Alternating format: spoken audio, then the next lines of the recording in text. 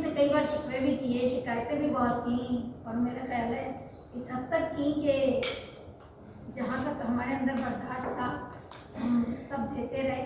हमारा आलम कुछ ऐसा है जैसे एक पेशेंट होता है और उसके पेन होता है, जब वो तकलीफ में होना तो वो डॉक्टर को भी चिल्ला के कहते हैं मेरे दर्द हो रहा है। अब वो डॉक्टर को होता है कि वो बर्दाश्त करे, उसे पता है इस वक्त इस कंडीशन में। तो ये हम कुछ इनके साथ आलम करते रहे, लेकिन मैं शुक्रगुजार हूँ कि आपने वक्तन फवक्तन वो तमाम काम करने की पूरी कोशिश की जिन कामों की तरफ हम बार बार निशानदेही करते रहे, सिफारिशात देते रहे। खसूसन ट्रांसजेंडर पर्सन के लिए आपकी सिफारिशात अब प्रोसीड हो चुकी हैं और मैं इस पर बहुत खुश हूँ, क्योंकि काफ़ी अरसे से हम लोग इन चीज़ों के लिए काम कर रहे थे और हमारे ट्रांसजेंडर पर्सन इस वक्त जितने निगलेक्ट हो रहे हैं, ये आलम कुछ अर्सा पहले हमारा भी था, लेकिन क्योंकि हम लोग सेंसिटाइज हुए, हम लोगों ने खुद अपने कदम आगे बढ़ाए, हम लोग रोड पर निकले और उन अजियतों का भी सामना किया जो कि जहमतें थी शायद हमारे लिए, लेकिन अब हमें वो जहमतें नहीं लगती, अब हमारे लिए एडवेंचर बन चुका है। लेकिन जैसे कि साजिद साहब ने कहा, हम सवाब की नीयत से सारे काम करते हैं, सवाब हर चीज़ में है, नो डाउट। आपका सोना भी सवाब, जागना भी सवाब, उठना बैठना चलना फिरना, लोगों के साथ इखलाक से बात करना, हत्ता कि आपका रिस्क हलाल कमाने के लिए, अपने बच्चों की परवरिश के लिए घर से निकलना, रिस्क हलाल कमा के लाना, ये सब सवाब है। लेकिन क्या आप लोग ये जॉब सवाब के लिए करते हैं? मैंने तो आज तक नहीं सुना कि किसी ने जॉब सवाब के लिए की हो। वो इसलिए करता है मुझे अच्छा पैकेज मिलेगा, मैं कुछ अच्छा कर सकूंगा, सोसाइटी में अच्छा उठ सकूंगा, बैठ सकूंगा, अपने बच्चों को अच्छा पाल सकूंगा। बच्चों को अच्छा पालना भी सवाब, लेकिन क्या हम बच्चों को इसलिए पालते हैं सवाब है? आज तक नहीं सोचा। सवाब तो ऑटोमेटिकली मिल रहा होता है, लेकिन ये सोचकर कभी अपनी औलाद को प्यार नहीं किया कि ये सवाब हो। तो सवाब की कैटेगरी तो हर जगह है, लेकिन अगर आज मैं आप लोगों को सबको कहूँ बहुत अच्छा पैकेज है, जॉब बहुत जबरदस्त है, मैं नॉन डिसेबल्ड पर्सन से बात कर रही हूँ, है 10वीं मंजिल पर स्टेयर्स में एक पाइप लगा दिया है और एक रस्सी भी है उसके साथ, और आपको जाना है। उसके बाद क्या होगा? शायद एडवेंचर के लिए 1-2 लोग कहेंगे अच्छा हमने कर लेना है, लेकिन 4-5 दिन गुजरने के बाद वो रोड पर होंगे और कहेंगे बिल्डिंग में स्टेयर्स होना हमारा राइट है, इसलिए कि हम जॉब करने जरूर आ रहे हैं, मगर कम अज कम एक्सेसिबल तो करें, काबिल रसाई तो बिल्डिंग को बना दें। आपने तो काबिल रसाई नहीं बनाया, एडवेंचर लगा के रखा हुआ है। हम उस एडवेंचर से रोज गुजरते हैं, हम उस अजियत से रोज गुजरते हैं। हमने क्या मांगा? आपने सीढ़ियां मांगी, हमने रैंप मांगी, हमने कहा हमारे लिए रैंप बना दे। यहाँ कोई ऐसा फर्क नहीं है जो कि मेरा ख्याल है पैदल चल के आया होगा, बाई चांस किसी का घर बहुत करीब हो, सब गाड़ियों पर आए ना। अल्लाह पाक ने 2 टांगे दी हुई हैं, अल्हम्दुलिल्लाह। क्यों आए? पैदल क्यों नहीं चल के आए? मुमकिन ही नहीं है। तो कुछ चीजें ऐसी हैं जो मुमकिन नहीं है। अगर मैं आपसे कहूँ ऑफिस बहुत अच्छा है, हर चीज अवेलेबल है, मगर वॉशरूम नहीं है, रहना भी आपसे 8 से 12 घंटे है, क्या कहेंगे? हम जॉब करेंगे? कोई नहीं करेगा। हम भी तो ये कहते हैं एक वॉशरूम एक्सेसिबल बना दें, एटलीस्ट हम जॉब कर सकें। हम आप लोगों से किसी तरह का कोटा नहीं मांग रहे, हम कोई ऐसी चीज नहीं मांग रहे, और यही इजाजत साहब से हमने रिक्वेस्ट की थी कि हमें अल्हम्दुलिल्लाह हम मेहनत करने वाले लोग हैं, रिस्के हलाल कमाने वाले लोग हैं, हम इस मुल्क के बेहतरीन शहरी हैं, लेकिन ये साबित क्या करूं? घर के कोने में बैठ के तो मैं साबित नहीं कर सकती कि मैं बेहतरीन शहरी हूँ, मेरे अंदर बहुत एबिलिटीज हैं, मैं बहुत काम कर सकती हूँ। कहाँ साबित करना होगा? कोई प्लेटफॉर्म, कोई ऐसी जगह, कोई ऐसा मौका, कोई ऐसा डिपार्टमेंट जो मुझे ये बताने के काबिल बनाए कि सीरियसली मुझे बहुत एबिलिटीज है। आप भी अगर घर में रहें, जॉब ना मिले, अपनी एबिलिटी शो नहीं कर सकते। पॉलिश होने के लिए कोई प्लेटफॉर्म चाहिए होता है। चलिए यहाँ तक तो बात समझ में आ गई, लेकिन ये बातें हर एक की समझ में कैसे आए?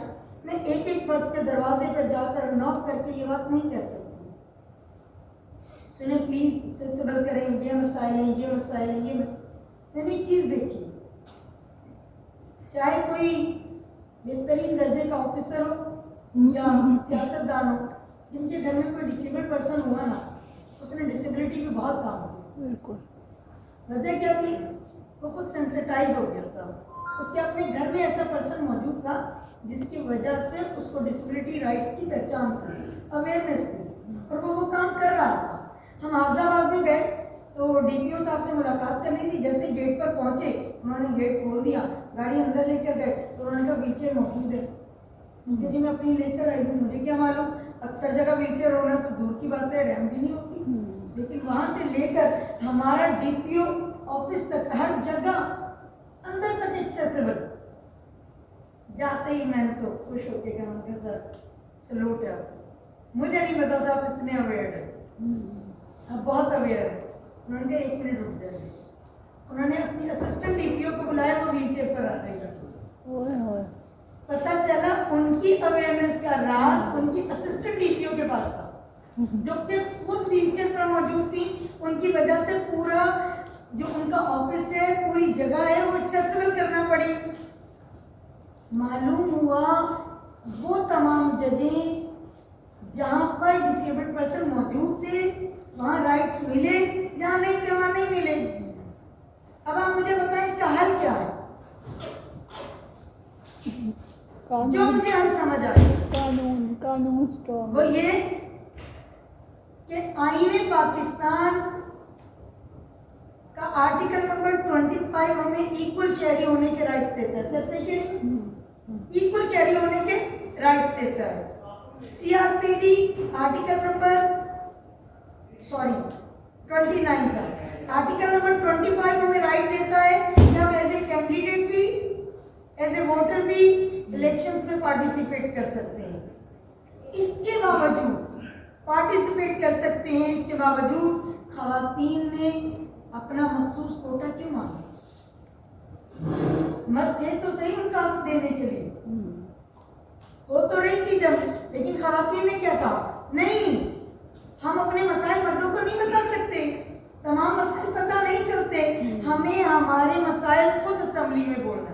हमें फिक्स कोटा चाहिए, रिजर्व सीट्स चाहिए, उन्हें दी गई। और आज उन रिजर्व सीट्स की वजह से चाहे अंदर कोई भी मसाइल चल रहे हो, मसाइल तो हर जगह चलते हैं, लेकिन एटलीस्ट उन खवातीन की आवाज इस तक बुलंद हुई कि एंटी हैरेसमेंट कमेटीज भी बन गई हैं, आज तमाम काम भी हो रहे हैं, आज खवातीन के हकूक भी समझे जा रहे हैं, उसके लिए प्रोटेस्ट भी किए जा रहे हैं। किसी एक औरत पर जुल्म होता है, पूरे पाकिस्तान की औरतें बाहर होती हैं। Where is women with disability? आज हमारा एक ही सिफारिश है कि आईन के आर्टिकल नंबर 51 में तरमीम की जाए और हमें कौमी असेंबली में चारों सूबों से मिनिमम 1 नशिस्त दी जाए। अभी ऑर्डिनेंस चेंज होने का काम शुरू हो चुका है, वर्किंग हो रही है। अभी अगर हमारी हुकूमतें हमारे साथ दें, हमारे एमपीएस, हमारे मिनिस्टर्स, हमारे लोग, क्योंकि इनसे बेहतर हमारा दर्द कोई नहीं समझ सकता।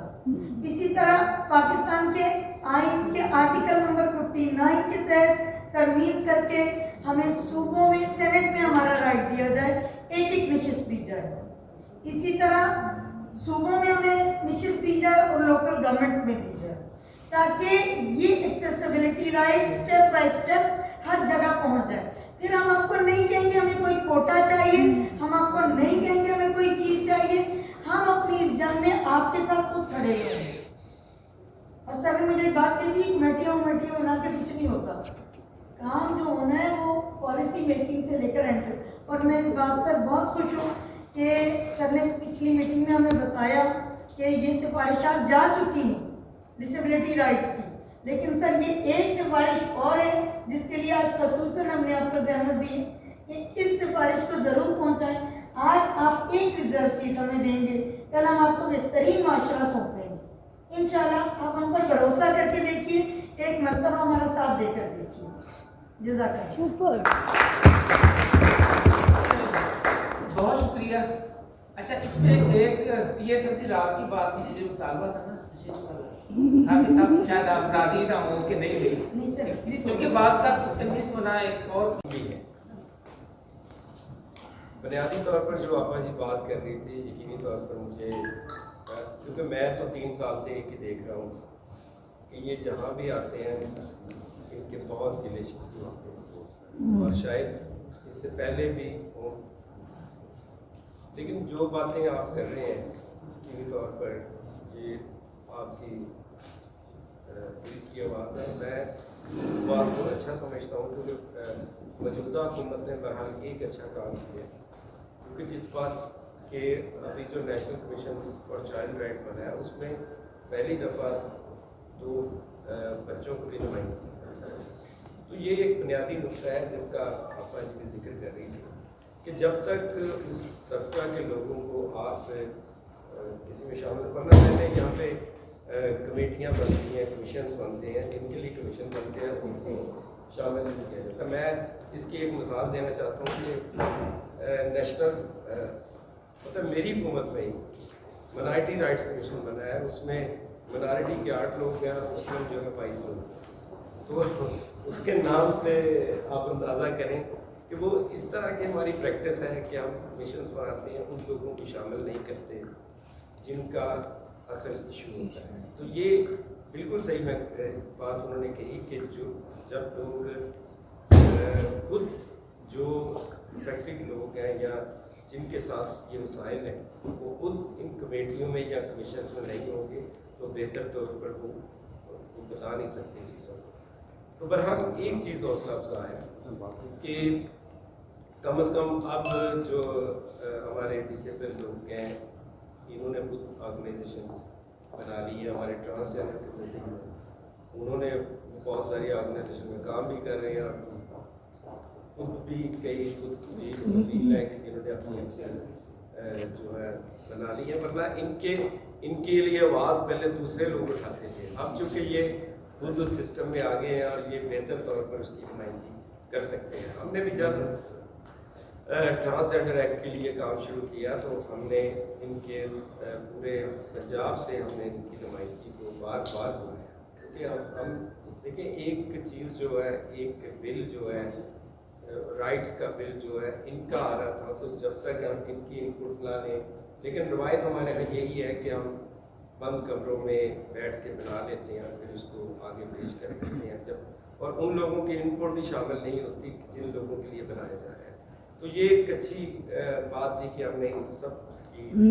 और फिर जो हमारे सोसाइटी में एक बात है, जिस तरह हर माशरे में, हर मज़हब में, हर सोसाइटी में मुख्तलिफ तरह के ग्रुप्स हैं, इनमें भी बहुत सारे ग्रुप्स हैं जो कुछ काम करने वाले हैं, कुछ टांगे खींचने वाले हैं। तो हमने ये इनका सबसे बड़ा मुश्किल, इनका जो एक्ट का में काम करना सबसे मुश्किल तरीन काम है। तो बहरहाल हमने कर लिया और अल्लाह का शुक्र है वो अभी कैबिनेट में जा चुका है। कुछ दिनों तक तो जो है इनको हम खुशखबरी देंगे। तो लेकिन इसके साथ साथ मैं ये भी कहना चाहता हूँ कि जो डिसेबल के लिए सबसे पहले जब मैं दूसरों की बात नहीं करता, मैंने आकर सबसे पहले देखा तो हमारी जो स्टेट बिल्डिंग थी, जो गवर्नमेंट के जो बिल्डिंग्स थे उसमें भी रैंप नहीं थे। तो हमने सबसे पहले जो मेरा ऑफिस जो कि मिनिस्टर ब्लॉक में रहा, वहाँ मैंने उसके बुलाया। मैंने आते ही सबसे पहले ये चीज़ नोट की कि वहाँ पे ना तो व्हील चेयर है, और मैंने उसको बुला कर वहाँ पे 2 व्हील चेयर रखवाई।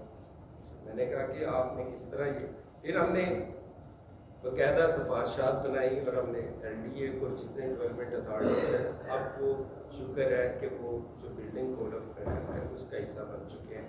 अब जो भी बिल्डिंग बनेगी उसमें रैंप भी होगा और हर जो स्टेट बिल्डिंग होगी उसमें व्हील चेयर। और यकीनी तौर पर मैंने तो उससे आगे भी सिफारिशात भेजी हैं कि एक फैमिली जो पार्क के मालिक में तो एक फैमिली रूम होता है जिसमें हमारे डिसेबल या इस तरह की सारी बातें के साथ जाना होता है। तो इस तरह के कोई एक फैमिली रूम भी दिया जाए जिसमें जो डिसेबल लोग हैं वो अपनी तरह से कर सकें। तो ये सिफारिशात हमने काफ़ी हद तक कोशिश भी कर रहे हैं, क्योंकि हमारे यहाँ सिस्टम कुछ ऐसा है कि जो हम चीज़ें भेजते हैं वो बस हम 100 की स्पीड पे भेजते हैं, आगे उसकी स्पीड 10-15 पे चली जाती है। तो ये कुछ ब्यूरोक्रेसी में भी इस तरह का रुझान है कि हम लेकिन यकीन करें कि अगर हम स्वाब की नीयत से भी ये काम करें तो ये कोई बुरा काम नहीं है। मैं समझता हूँ कि एक किसी डिसेबल पर्सन को आप एक्सेस देना ये हमारी जिम्मेदारी है, ये रियासत की जिम्मेदारी है, ये सोसाइटी की जिम्मेदारी है, ये हर फर्द की जिम्मेदारी है। और जहाँ तक जो बात मेरे भाई कर रहे थे कि देखें दुनिया में ऐसी बहुत सी मिसालें हैं जिन्होंने मजदूरी को अपनी ताकत बनाया। बहुत सारी शख्सियात हैं ऐसी जिन्होंने अपनी मजदूरी को अपनी ताकत बनाकर आवाम के सामने पेश किया है। तो मैं भी आपसे सिर्फ यही कहना चाहता हूँ कि आप इसको कमजोरी न समझें, ये आपकी ताकत है। और इंशाल्लाह जब आप ये माइंड सेट के साथ आगे बढ़ेंगे तो आप बहुत जगहों पे आगे से आगे बढ़ते जाएंगे। जहाँ तक वो आपा जी ने सीट्स वगैरह की बात की, देखिए ये किसी एक पार्टी का, ये गवर्नमेंट का काम नहीं होता। ये अभी जो इलेक्शन रिफॉर्म में ये तमाम जो पोलिटिकल पार्टीज हैं उनमें आप इनपुट देंगे। हमारे यहाँ मसला ये है कि हम बातें करते हैं, हम तकरीरें करते हैं, लेकिन कभी किसी डिपार्टमेंट को हम पे इनपुट नहीं देते, हम लिखा वो कुछ नहीं देते, जिसकी बुनियाद पर हमारे पास कोई ऐसी चीज़ नहीं होती जिसको हम आगे पेश कर सकें। तो आप जब तक अपनी सिफारिशात बनाकर हमें नहीं देंगे, आपको कहाँ कहाँ मसाइल है वो हम आगे नहीं पेश कर सकते। तो इसलिए मैं भी 3 साल से इनकी बातें सुनता हूँ, लेकिन ये भी सिफारिशात मतलब कि I am sorry to say that ये इन्होंने नहीं दी, ये मेरी खुद बात थी कि मैं ये कोड ऑफ कंडक्ट जो है इनको खुद शामिल करवाएं। तो हालांकि ये इनकी ऑर्गेनाइजेशन की तरफ से आनी चाहिए। तो मैं आज भी आपसे कहता हूँ कि मैं आपके लिए हाजिर हूँ।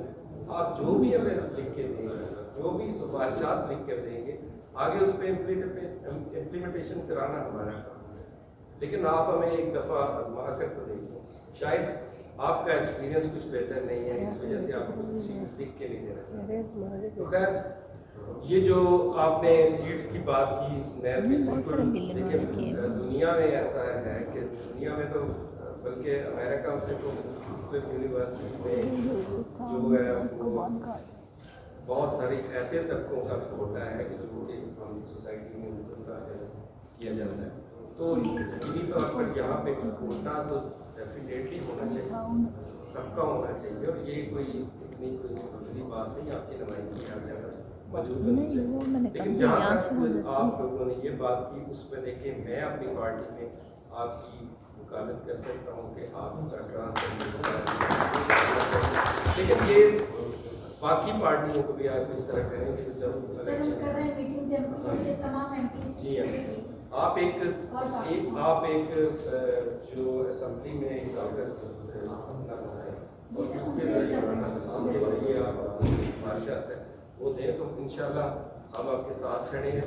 और आप कभी भी किसी काम में हमें आपसे हमें पीछे नहीं पड़ेंगे। और आखिर में मैं शुक्रिया अदा करना चाहता हूँ कि यकीनी तौर पर ये एक अच्छा फॉर्म है, लेकिन मैं सिर्फ आपसे आखिर में यही गुजारिश करूँगा कि लिखी पढ़ी चीज़ें दिया करें। ये ज़ुबानी चीज़ें तो शायद हम बाहर निकले तो सारी चीज़ें, तो लिखी पढ़ी चीज़ें देंगे तो उसका एक थैंक यू वेरी मच।